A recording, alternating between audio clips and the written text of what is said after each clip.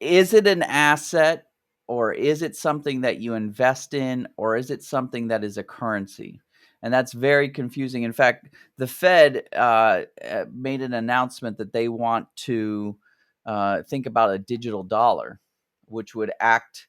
I don't know how it would work, but it's not. It's a little different than going through Visa and Mastercard. If you think about Visa and Mastercard, when you do a purchase, the merchant doesn't get that money that you just transacted with them for a few days, because MasterCard and Visa have their proprietary way of validating the purchase, and it takes a couple days, and they take a couple of percentage points. And the whole beauty behind the blockchain is that the transactions are instantaneous, they're not held by one company, your privacy is secured, and the money goes, like I said in the first bullet point, instantaneously. And that's kind of, I think what's interesting is that it's been revived not just here in the US, but in many. I think what I read was something like 30 different countries are considering digital currencies, which basically means it's a dollar, but it's not a paper dollar.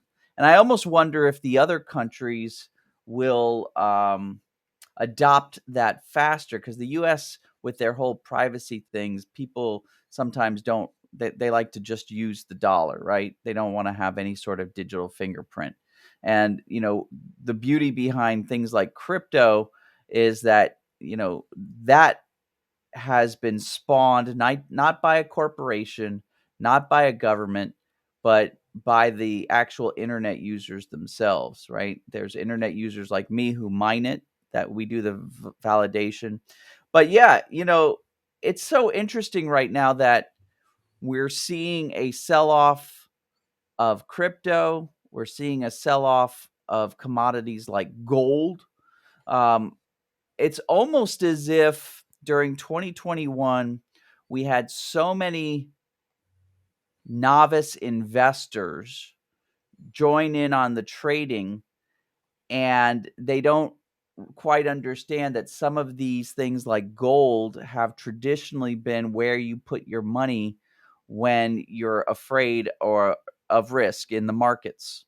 So that's what we usually see. We see bonds and things like gold and silver go up when the market gets kind of unstable and people want to move their money from one investment to another. But what we're seeing is a pulling out of this investment. And this almost tells me that that money that's being pulled out right now, and it's being pulled out across the board.